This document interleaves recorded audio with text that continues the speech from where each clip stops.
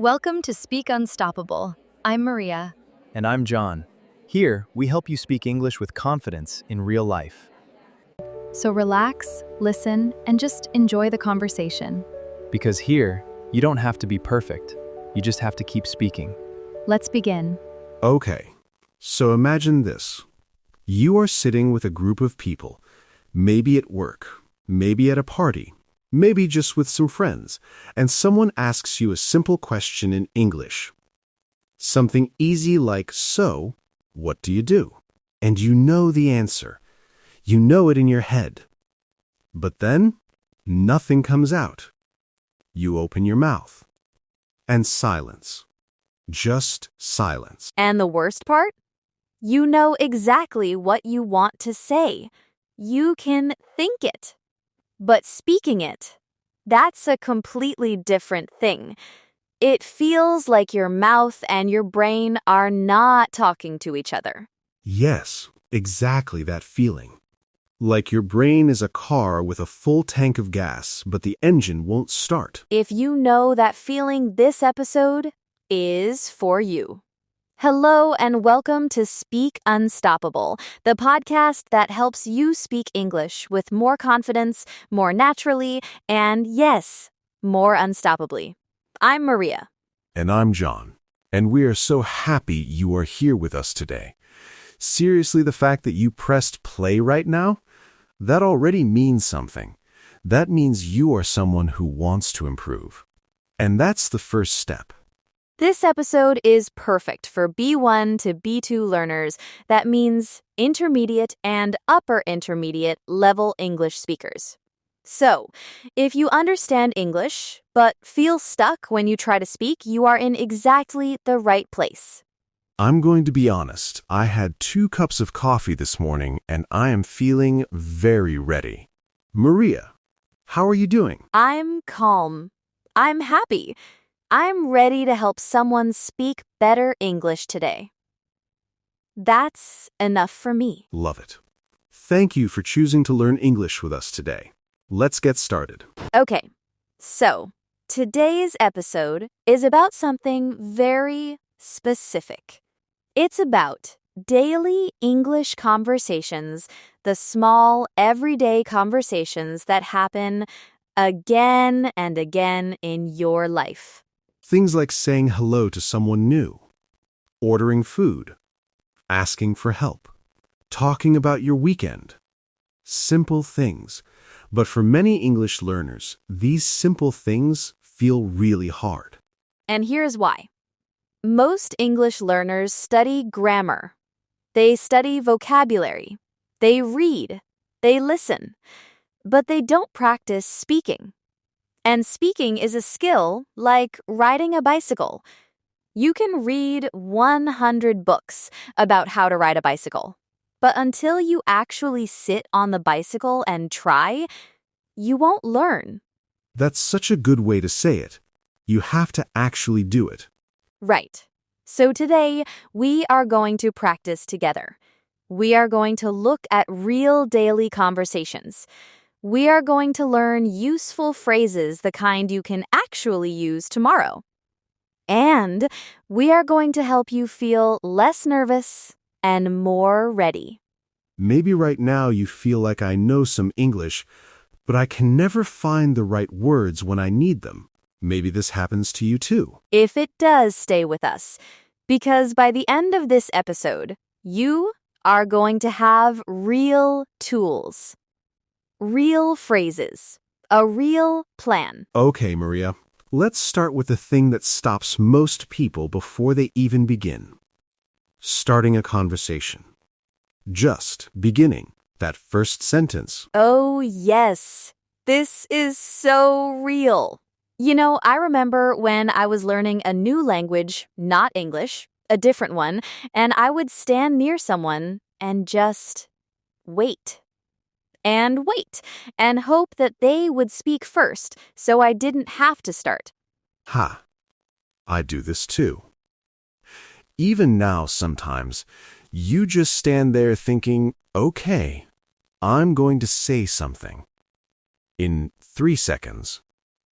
2, 1, Okay, maybe not. And then the moment passes and you feel terrible. You think, why didn't I just say something? So why is starting a conversation so hard? Because we think we need the perfect sentence. We think if I start wrong, they will judge me. But that's not true. The truth is, most people are happy when someone talks to them. They're not judging your grammar, they're just having a conversation. Okay, so what do we actually say? How do we start? Great question. So let's look at some real simple phrases for starting a conversation. The first one is, "Hey, how's it going?" How's it going? Okay, what does this mean? This means, how are you? How is your life right now? It's very casual, very friendly. We use this when we meet someone we know a little bit, a coworker, a classmate, a neighbor. It's not formal. It's relaxed. So don't say this to your boss in a very serious meeting. Correct. Save that for formal situations. But for everyday conversations, hey, how's it going? Is perfect. And the nice thing? The other person usually just says good. Thanks. You? And then the conversation has started. You did it. Beautiful. What's another one? Another great starter is, have you been here before? This is perfect when you're at a new place, a cafe, a gym, a class, an event. You turn to the person next to you and you say, have you been here before? It's simple, it's friendly, and it opens the door to a real conversation. I love that one because it's easy. You're not asking anything personal. You're just starting with a simple question about the place. Exactly. And here's the key word I want you to remember, small talk. Small talk means short, light, friendly conversation about simple topics. Not serious, not deep, just comfortable conversation. Small talk. Like the weather. Like nice day today, right? Or is this your first time here? Yes, small talk is the beginning of every conversation. Think of it like a door. Small talk is how you open the door. And then the real conversation can come inside. I like that. Small talk is the door. Okay, so imagine this, it's Monday morning. You arrive at your office or your class. You see someone you don't know very well. Instead of looking at your phone, which we all do, you say, hey, how's it going? Just try it. The worst thing that happens? They say fine and walk away. That's okay. You started. That's the win. That's the win. You started. That already makes you braver than the person who said nothing. Okay, so you started. You said, hey, how's it going? They said, good, thanks. And now, silence again. What do you say next? How do you keep the conversation alive? This is the next big challenge. The conversation starts, and then it dies. And it's so awkward. It feels like, did I say something wrong? Should I leave? Should I pretend my phone is ringing? Ha! We've all done the fake phone call. Oh, absolutely. Many times. So the secret to keeping a conversation going is something called follow-up questions. A follow-up question is a question you ask after the first answer. It shows the other person I'm interested. I'm listening. I want to know more. Give me an example. Okay, so imagine someone says, I went to the mountains last weekend. A normal reply is, oh, nice. And then silence. But a follow-up question sounds like this, oh, really? Which mountains? Did you hike or just relax? Now the conversation has more life, more energy. So instead of just saying nice or cool, you ask another question. Right. And there are some very simple follow-up phrases you can use again and again. Let me give you 3 that are very useful. The first one, oh, really? Tell me more. This means I'm interested. Please keep talking. We use this when someone shares something interesting and we want to hear the full story. Easy. Oh, really? Tell me more. I can do that. The second one, what was that like? This means, how did that feel? What was the experience? It's very useful because it invites the other person to share feelings and details. For example, someone says, I just started a new job. You say, oh, wow, what's that like? That's so natural. It doesn't feel like an interview question. It just feels like you care. Exactly. And caring is the secret. When people feel you are genuinely interested, genuinely means really, truly, the conversation flows naturally. Flows means it goes easily, without stopping. And the third phrase? The third one is, how did that go? This is perfect after someone tells you about something they did a test, a trip, a meeting, a job interview. I had an interview yesterday. Oh, wow. How did that go? Simple. Easy. The other person now has something to talk about. And here is a small tip. When you use follow-up questions, listen carefully to the answer, because the answer usually gives you more to talk about. Conversations are like a ball. You throw it, they catch it, they throw it back. Keep throwing the ball. Conversations are like a ball. I love that. Keep throwing the ball. Okay, so here's my funny moment for this section. One time, I was trying to keep a conversation going with someone, and I asked the same question twice. I said, "What do you do?" And they answered. And then 5 minutes later, I said, "So, what do you do?" And they looked at me like, "John, we just talked about this." Ha! That's what happens when you're nervous and you forget to listen. Exactly. Nervous and not listening. So lesson ask follow-up questions. A and D actually listen to the answers.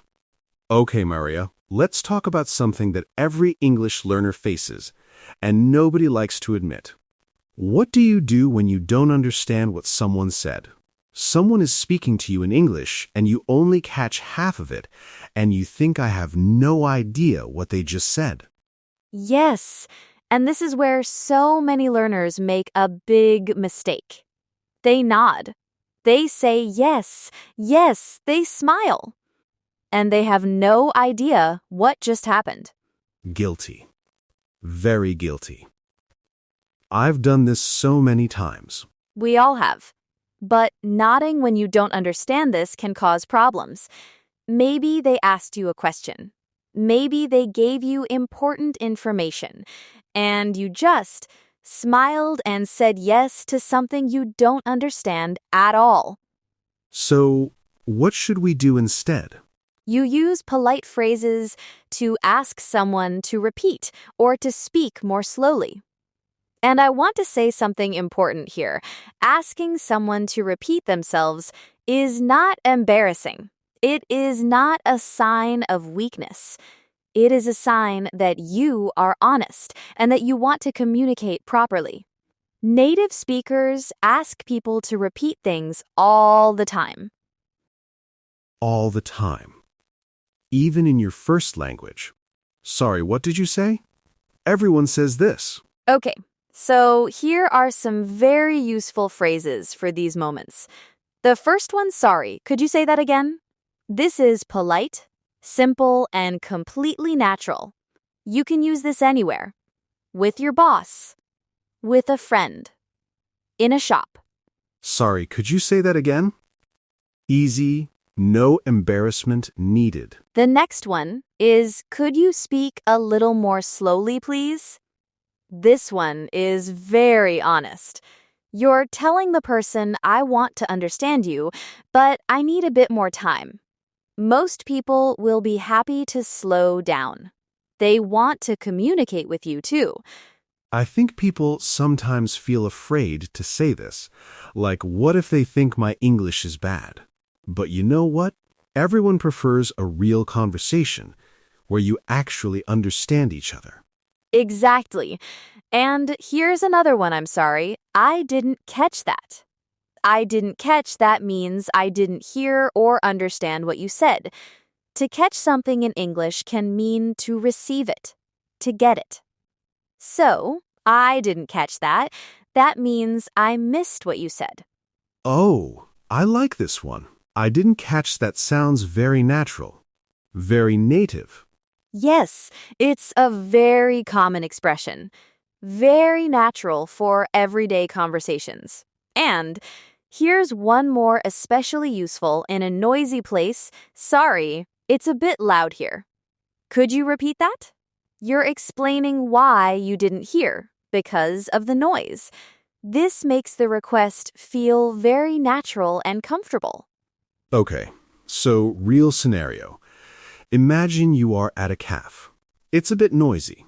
The barista is the person who makes your coffee. The barista says something to you and you don't understand. Instead of guessing or just nodding, you say, "Sorry, could you say that again?" Simple. Done. And they repeat it. And now you have your coffee. And everyone is happy. That's the goal. Small moments like that, handled with confidence. That's what speaking unstoppably looks like. Not perfect English. Confident communication. One more situation that causes a lot of trouble for English learners, and this one is something I really relate to personally. Ending a conversation. How do you finish talking to someone without it feeling rude or strange? Oh, wow. Yes, this is so real. You've been talking for a while. And you need to go. But you don't know how to stop the conversation. So you just keep talking. And talking. And now you're late for everything. Or the opposite, you try to leave and it feels very abrupt. Abrupt means sudden and a little rude. Like you just say, okay, bye, and walk away. That feels cold. So there has to be a middle way. There is, and it's actually very simple. You use what I call soft exit phrases. These are phrases that tell the person I'm going to end this conversation now, but I liked talking to you. They're warm, they're polite, and they leave a good feeling. Give me some examples. Okay, the first one, it was really nice talking to you. You say this at the end of a conversation before you leave. It's warm, it's genuine, and it signals we're finishing now. The other person hears this, and they understand the conversation is ending. Simple and kind. It was really nice talking to you. Got it. Another one, I'll let you go. This one is interesting. You're not saying I need to go. You're saying I will let you go like you are doing them a favor. It's a polite way to end the conversation, even if you're the one who needs to leave. Wait, that's clever. So instead of saying I have to go, which can feel a little rude, you say I'll let you go and it sounds considerate. Considerate means thoughtful, kind, thinking about the other person. Exactly. And one more, let's catch up soon.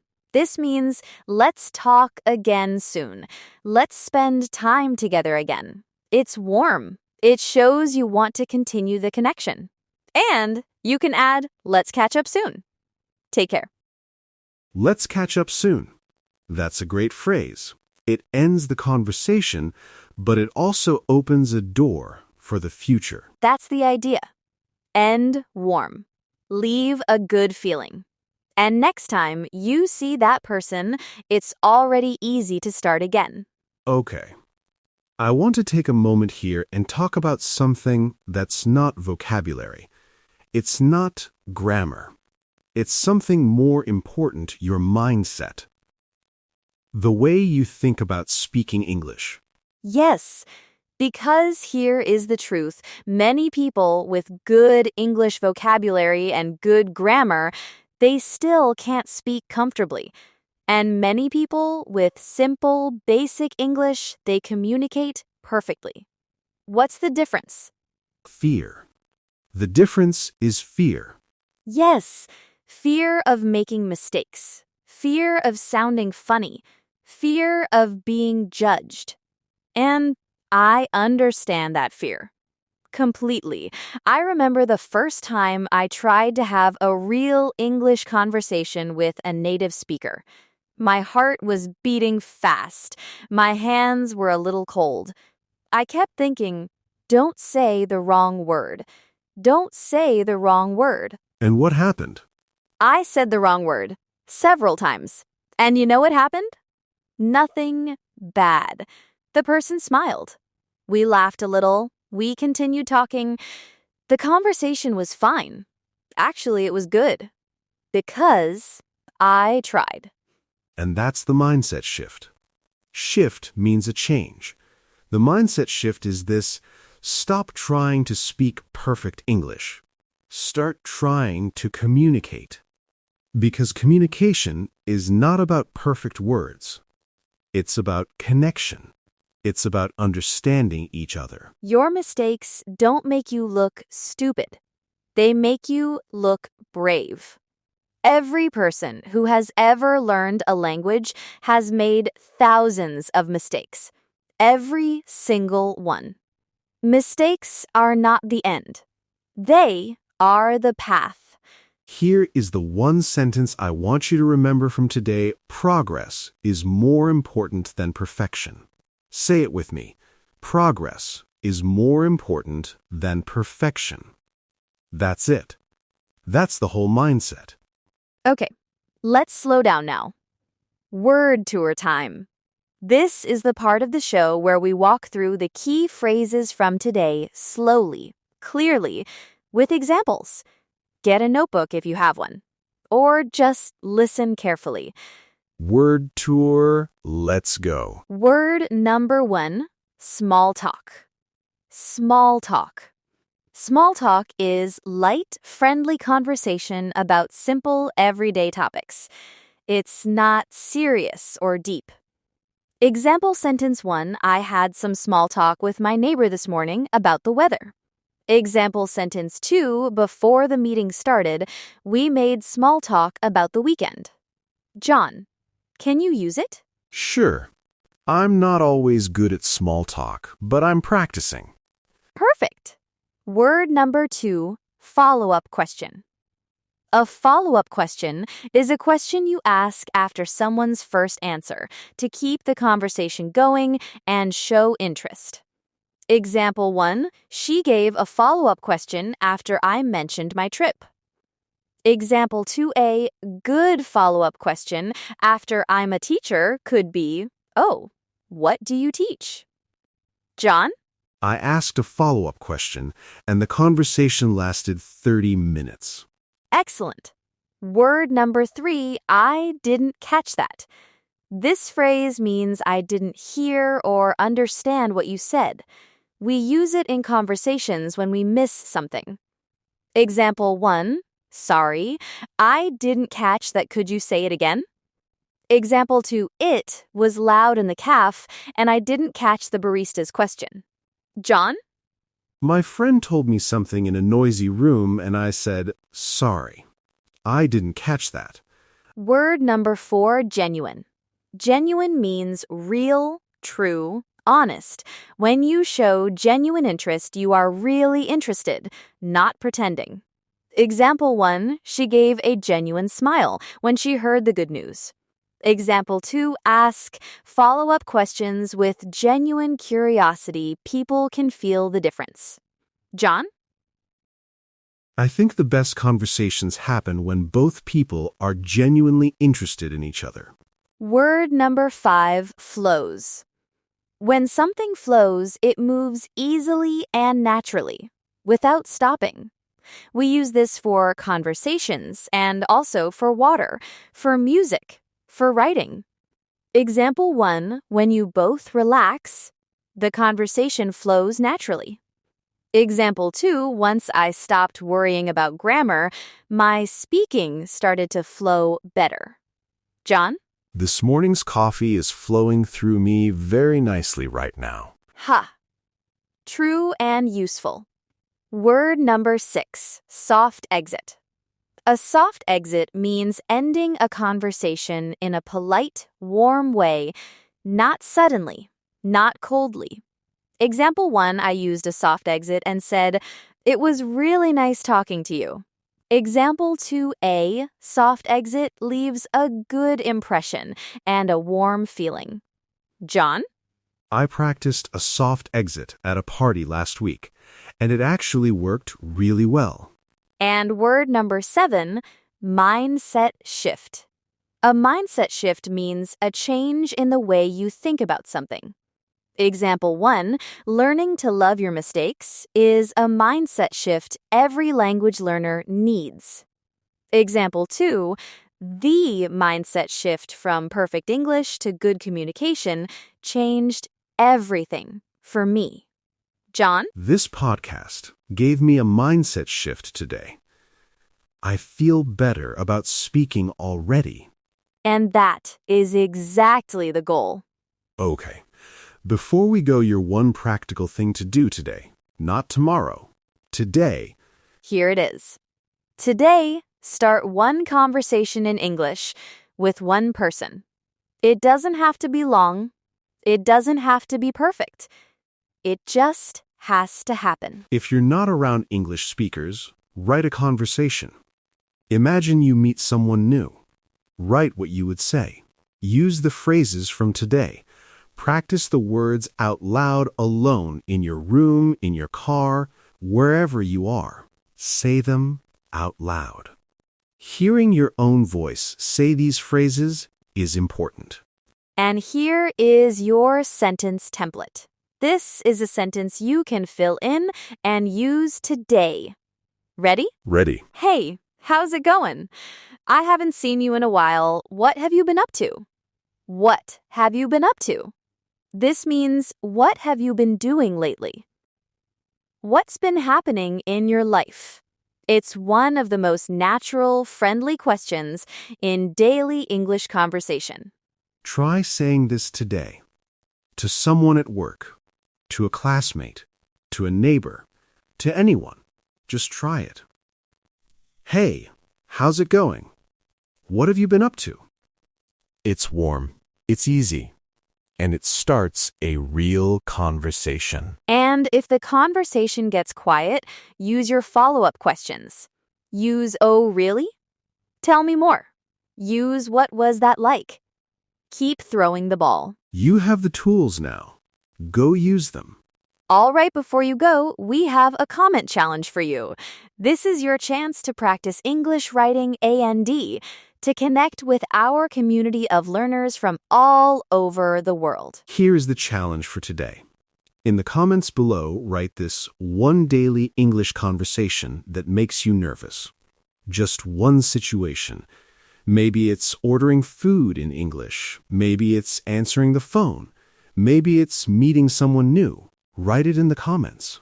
Just one sentence. We read your comments. We love hearing from you. And when you write, you practice. Even writing in English is practice. So, do it. And if this episode helped you today, if you learned even one new phrase, if you felt a little more confident, if you smiled even once, please give us a like. It really helps our channel grow, and it helps more learners like you find this podcast. And subscribe to Speak Unstoppable if you haven't already. We make new episodes regularly, all designed for B1 and B2 learners, just like you. Every episode has real vocabulary, real conversations, and real encouragement. We believe in you. Truly, learning to speak a language is one of the bravest things a person can do. You are doing something hard. And you are doing it anyway. That matters. Remember, today's lesson small talk opens the door. Follow-up questions keep it open. Polite phrases help you when you're lost. And a soft exit closes the conversation with warmth.